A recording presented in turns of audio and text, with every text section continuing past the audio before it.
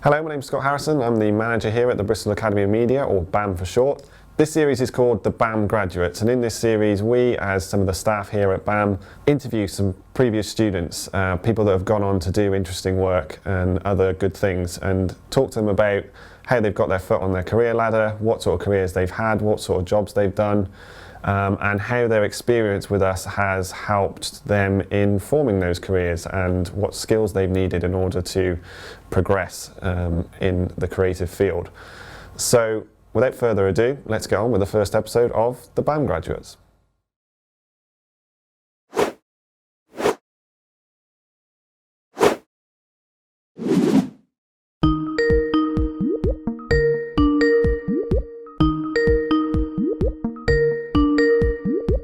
Hello.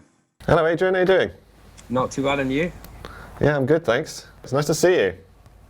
Yeah, nice to see you too. It's been a long time. Yeah, I know. How many years? 7 years. So how old would that make you now? I'm 27. You're older now than I was when I started teaching you. I guess to start with then, just kind of chat to me about, like, obviously I know we goes back 7 years, but chat to me about those sort of 7 years and, like, you know, what you did when you left us and kind of where you're at now and everything in between. So I left in 2013 and then I went to Bournemouth University where I studied film production for 3 years. Yep. So then after uni, then I sort of tried to get, because I come from like the camera background, that's really what I do. Then I started to get into camera trainee positions for like film productions. I did a few in Bristol, and that's how I started into like the industry. And then I slowly managed to get some other jobs and try to focus more into actually operating and flying drones and that sort of side of business. How did you get that very first sort of camera trainee position? How did that sort of fall into place? I have to say a lot of it is just going on Facebook and like Facebook groups. It might actually sound silly, but you're surprised, even, you know, for your students, it could be quite handy to join these runners groups or TV groups, because they do post a lot of jobs in there. And, you know, sometimes you don't really need any skills. It's just turning up and, you know, you might start doing a job that doesn't really require you to be technically at a high level. You can just be helping out, you know, even if it's just with teas and coffees or, you know. It's where most people start, isn't it? Yeah. You need to start at the bottom and then slowly, you know. So what was that first role? Can you remember? After uni, I got quite lucky because I went to do a film called The Festival. Oh, with the In-Betweeners guys, yeah. Yeah. So that was all shot in Bristol. So I got quite lucky with that one. That went on for like 2 or 3 months. And then from there, you get to know other crew members. So then it's easier to get other jobs. Yeah. And that's because I saw it on Facebook. At the time, I thought, that's pretty good. I get out of uni and then within a few months, I'm working on this feature film, which is probably worth, I don't know, millions of pounds. And then I'm working with a guy from the In-Betweeners every day. And then straight after that, I got another job it was a film called The Kid Who Will Be King, which is, again, it was another major feature film. And the DOP, Bill Pope, I couldn't think of his name, who was the DOP.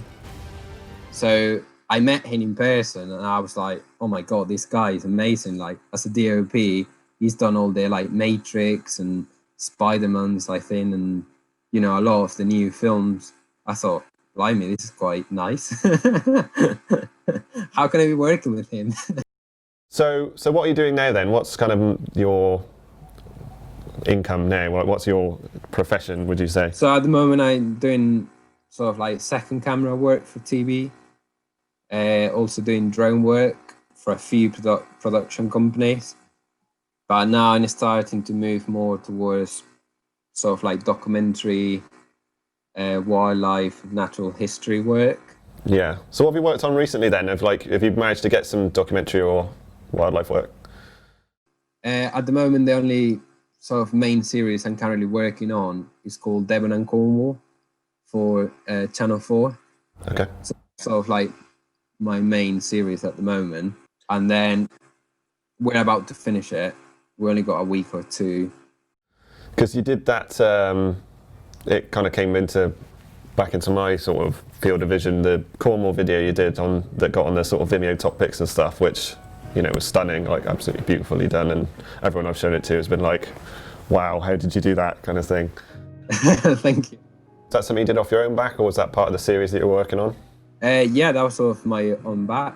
And then so that helped you get the sort of gig with Devon and Cornwall? Obviously helps to get other jobs.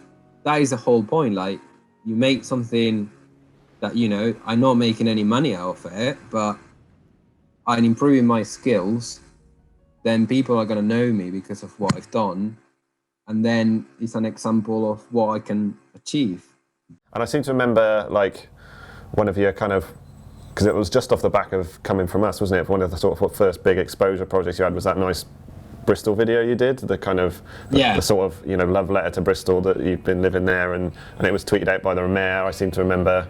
Yeah, and there was like a Bristol Post story about it, and that got quite a lot of traction, didn't it? But that was something you did completely off your own back, you know, without, you know, it wasn't a college project. We didn't ask you to do it. You just did it because, you know, you wanted to get better and you wanted to make something. Yeah, you want to learn, you want to improve your skills. So what better way to actually, you know, do it?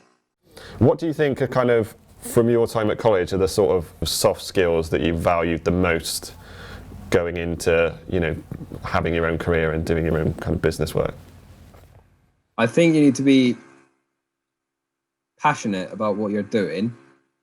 You need to really get yourself out there and don't be afraid of contacting people, because that is quite a key thing to do. Because when you watch the telly, remember at the end, or a film, you can just watch the credits, get all those names, go on their websites, send them an email. You have nothing to lose. More likely, they're not going to get back to you, but give it a go. And even I sent like 50 emails to just get one job. So, you know, you have to be patient. Absolutely, yeah. What sort of corporate stuff have you done? Corporate. I've been doing a few brands, mostly time-lapse and drone work. Some of that, it came about because a lot of my uni friends moved to London. They obviously had a lot of contacts and working with high-end brands, so then they referred me to say, oh, if you need any drone work or time-lapse work, then I used to get emails every now and then saying, oh, do you mind working for this brand or that other brand? And, you know, some of them are quite high-end profiles. Fred Perry, Tiffany Co. We did the Christmas campaign in London. But then I suppose that emphasises the fact that you can make connections just in the people you're studying with. That is very important, to get along with all your classmates, because they might be giving you jobs in the future. I got a phone call saying, oh, can you do this shoot for Adidas and Palace?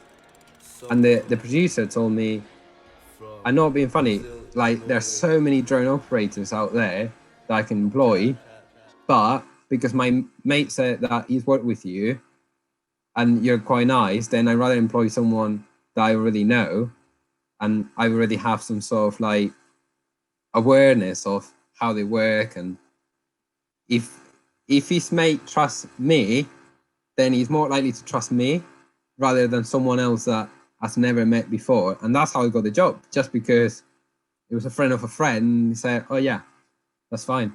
So, you know, ultimately it's be a nice person, be reliable, and a skill, and just kind of have the skills on the side. But as long as you got the first two, then you're at least halfway there. Yeah, you need the skills, that's for sure. But, you know, be nice to people. Don't be a pain. Well, I think that's a lovely note on which to probably wrap it up. Thanks so much, Adrian. I really appreciate it. Take care. All right. That's all right. Bye. Okay. Bye.